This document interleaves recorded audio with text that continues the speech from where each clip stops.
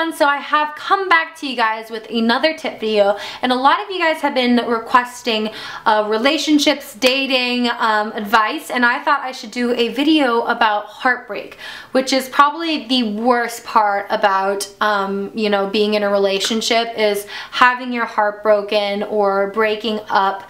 And all of us will experience this at least once in our lifetime. My mom used to say the more heartbreaks you have, that means my mom says if you're going through a heartbreak, that means you're closer to your true love.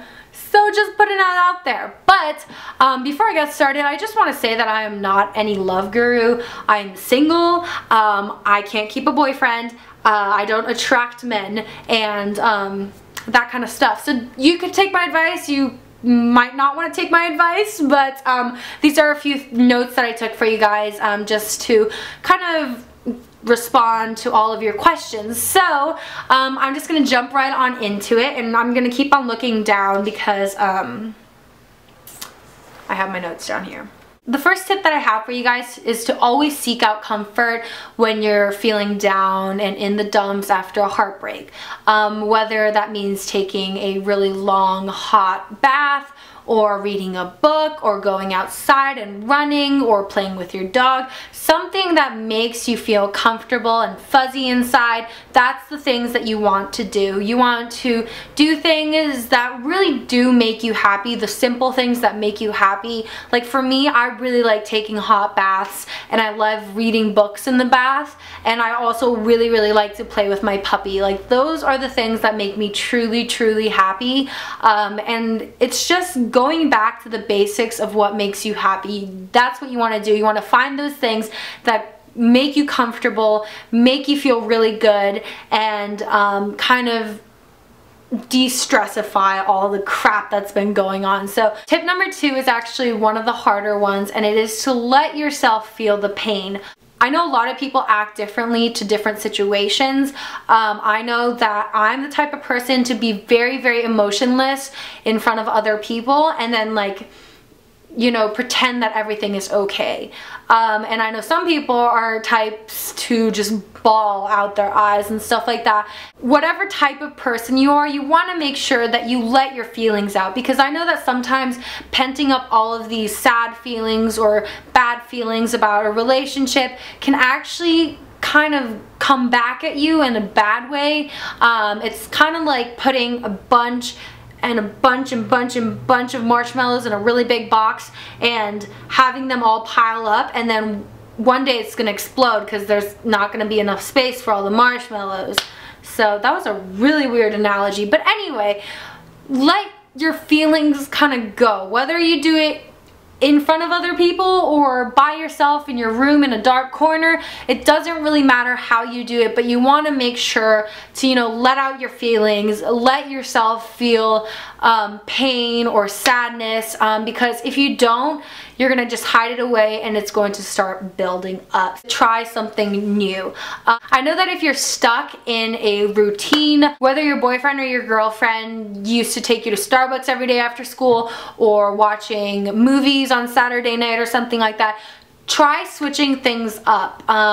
Instead of going to Starbucks, why not go to the park to read a book, or hang out with different friends, or do things that don't remind you of this person, and try something new. I find that if I try something new, I can, you know, easily forget about my problems. I know that if I go to the gym, I forget about my problems. So if I'm feeling bad about myself, or feeling bad about this relationship that ended or whatever, I like to do things that I usually wouldn't do in like a normal day basis. Like I would cook for my family instead of, you know, ordering takeout, or I will go to the gym and try yoga instead of running, or something like that. Just something different.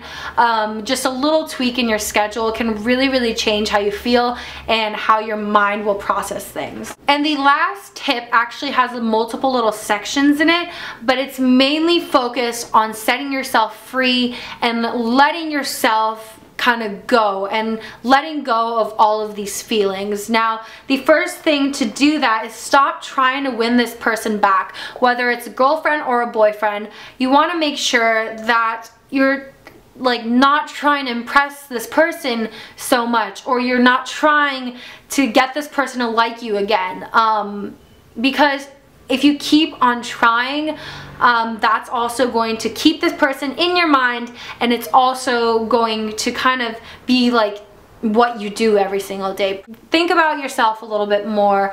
Do things that you want to do instead of things that you guys used to do together. Next little section is to stop spying on this person. I know we all do it. We all have our phones. We have Twitter, Instagram, Facebook, all these like social media sites that will keep us pretty much like locked into what the society is doing. And sometimes it's a good thing to kind of get off all those social media sites just so you guys can kind of take a break from each other almost. I know that if I go through a tough, well, I don't go through breakups, but like a tough like end of a friendship or something like that, I'm just gonna say friendship because that's what I deal with. But anyway, if this person has like affected your life so much, or if this person causes so much pain, or is a bad influence to you, or brings bad memories, sometimes, you know, the best thing you can do is actually delete this person's number. I know I had to do that a couple weeks ago because I felt like this person wasn't really good for me in my life. So it's a little bit hard to do that, but sometimes deleting your number, sometimes deleting their number can actually really help, because, you know, you won't constantly be looking at their name while you text, or you won't constantly see that they're calling you. This little section is to take time away from this person. You could take some time off of this person, whether it's through social media, or you can actually get your body off of the ground and, you know, go take off, do a little spa day or something like that. Whether, you know, it's emotional or physically, just take some time off of this person. Think about yourself a little bit more. Do some little, you know, self-loving, or just hang out with like your best girlfriends or something like that. Something that kind of keeps you away from this person and kind of lets you breathe. So the last thing is to stop thinking about the past and move forward. I know that if I go through a heartbreak, that sometimes I dwell in the past. So I'll be like, well, if I didn't do this, or if I acted like this, it would have been better. This person wouldn't have broken up with me, or this person wouldn't have left me, or something like that.